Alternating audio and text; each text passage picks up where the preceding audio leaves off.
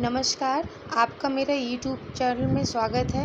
आज मैं आपको राजा परीक्षित की कहानी सुनाऊंगी। राजा परीक्षित अर्जुन के पोते और अभिमन्यु के पुत्र थे। संसार सागर से पार करने वाली नौका स्वरूप भागवत का प्रचार इन्हीं के द्वारा हुआ।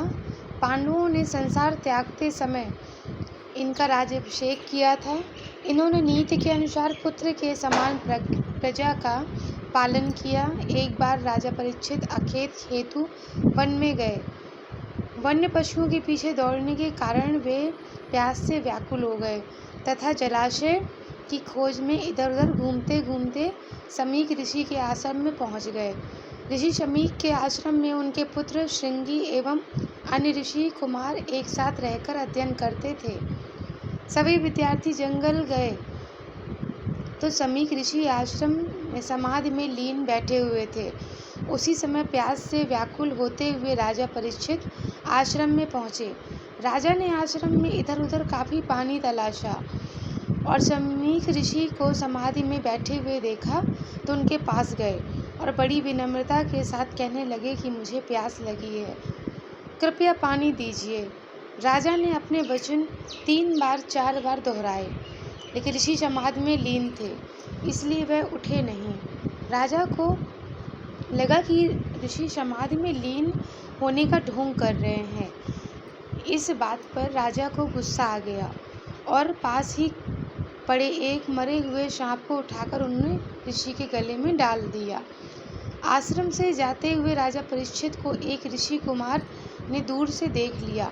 सभी ऋषि कुमार राजा के स्वागत के लिए उसी क्षण आश्रम में पहुंचे, लेकिन जब आश्रम में पहुंचे तो राजा आश्रम से जा चुके थे।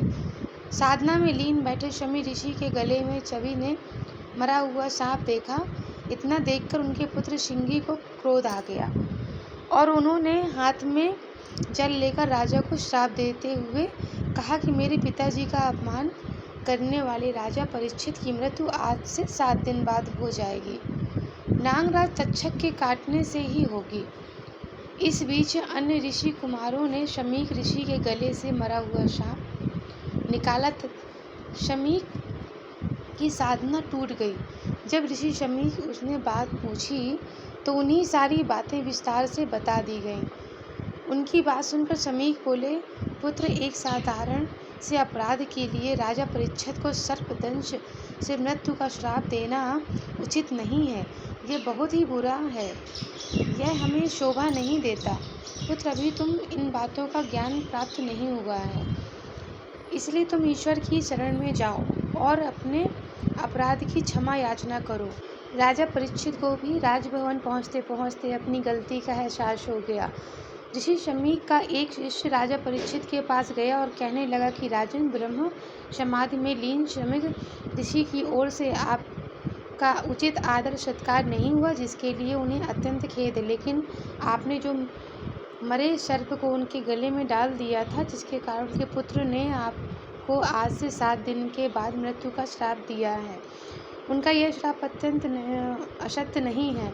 अतः आपसे निवेदन है कि आप इन 7 दिनों तक सच्चे मन से अपना ध्यान ईश्वर की आराधना में लगाएं, ताकि मोक्ष मार्ग का रास्ता आपको मिले।